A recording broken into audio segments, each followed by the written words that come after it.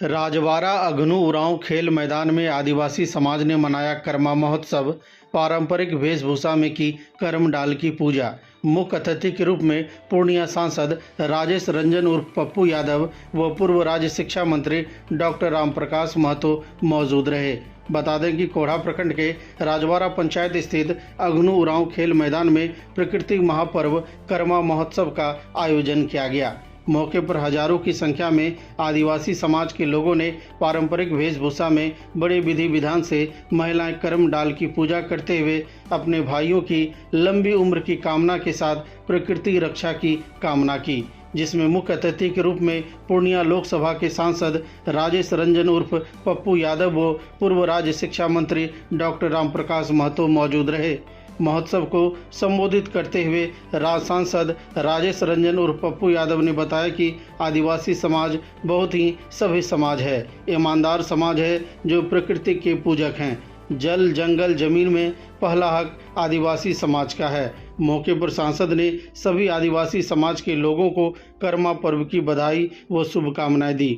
साथ ही महोत्सव में पूर्णिया जिला आदिवासी विकास परिषद के जिला अध्यक्ष विजय उरांव, पूर्णिया के महासचिव राजेंद्र उरांव, बिहार आदिवासी विकास परिषद के प्रदेश अध्यक्ष जितेंद्र उरांव, युवा प्रकोष्ठ के राष्ट्रीय उपाध्यक्ष आनंद लकड़ा, सलाहकार समिति के सदस्य रमेश खलखो, अखिल भारतीय आदिवासी विकास परिषद युवा प्रकोष्ठ प्रदेश अध्यक्ष ज्ञानेश्वर सोरेन, महासचिव मनोज मुर्मू, प्रदेश सचिव हीरा उरांव, कटिहार जिला आदिवासी विकास परिषद के जिला अध्यक्ष सुग्रीव उरांव, जिला उपाध्यक्ष मोहन उरांव, नरेश उरांव, भकरीपुर पंचायत के पूर्व मुखिया मुकेश उरांव, जिला अध्यक्ष भीम आर्मी उत्तम पासवान, आरक्षण बढ़ाओ संविधान बचाओ संघर्ष समिति जिला अध्यक्ष भोला पासवान, पूर्व राज्य शिक्षा मंत्री डॉक्टर रामप्रकाश महतो, युवा प्रकोष्ठ जिला प्रवक्ता सब मीडिया प्रभारी सह रक्तदाता संजय कुजूर, जिला सचिव संजय तिर्की, राजवाड़ा पंचायत के वार्ड सदस्य संख्या 10 के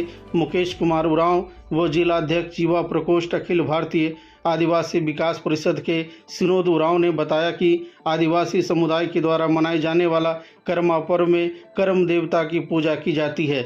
इस पर्व के दौरान अविवाहित लड़कियां उपवास रखती है। साथ ही आदिवासी पुजारी के द्वारा पूजा अनुष्ठान करते हुए कर्म पर्व के दिन सामूहिक नृत्य और गायन के साथ उत्सव मनाया जाता है। मौके पर जिला सहित पड़ोसी कई राज्यों में आदिवासी समाज की टीम पहुंच पारंपरिक वेशभूषा में नृत्य पेश करते हुए बड़े ही हर्षोल्लास के साथ कर्मा महोत्सव मनाया। इस अवसर पर अजय उरांव, लखी उरांव, मुखिया प्रतिनिधि हसन राजा, उप सरपंच शंभू कुमार चौबे, आजाद अली, पूर्व मुखिया वंदना देवी, गौतम, चितरंजन, उबोध, शिवेक, अरुण, विवेक, मनोज, सुमित, सरगोद, सोनू, अमित, विकेश, सत्येंद्र, प्रकाश, अनिल, विनोद, सुमित, संदीप, रोहित, संगीत, रमेश, निरंजन, कमलदेव, राहुल, दिनेश प्रकाश, चंदन सहित समस्त आदिवासी समाज ने इस आयोजन को सफल बनाने में अपना अहम योगदान दिया। यहाँ जो पढ़े लिखे बौद्धिक युवा हैं उनकी दिल की गहराइयों से थी कि उनका सम्मान हम आए।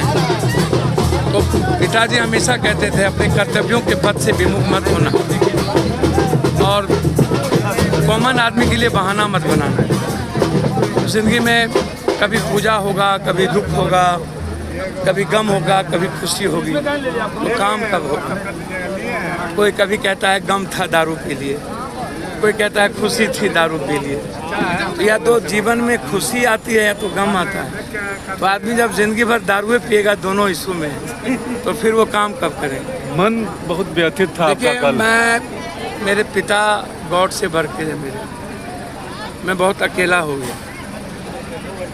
जहाँ भी रहे पापा जिस हाल में रहे हमारे लिए सोचते रहे, विदेश बाहर 2 बार MP का चुनाव लड़े, MLA का लड़े, 32 साल मुखिया रहे, प्रोटेस्ट यूनिवर्सिटी के वो वाइस प्रेसिडेंट थे, अंगिका समाज के सेक्रेटरी थे।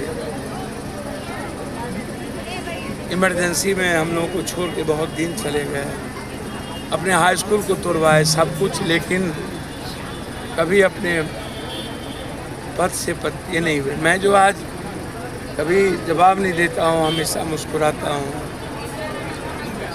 वो देन है पापा। आज जो मैं लगातार गरीबों के लिए सोचता हूँ, काम करता हूँ, वो देन है मेरे पापा और दादा।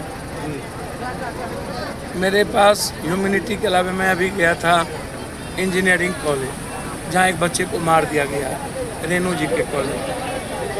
वहाँ के बच्चे 700 धरना पर है, स्थिति अच्छी नहीं है। मैं वहाँ से यहाँ आ रहा हूँ, अब मैं गांव जा रहा हूँ वहाँ पे। कल सुबह कलश लेकर के हमको आना है सिटी के काली घाट, जहाँ मेरे पिताजी का कलश का बहाव है।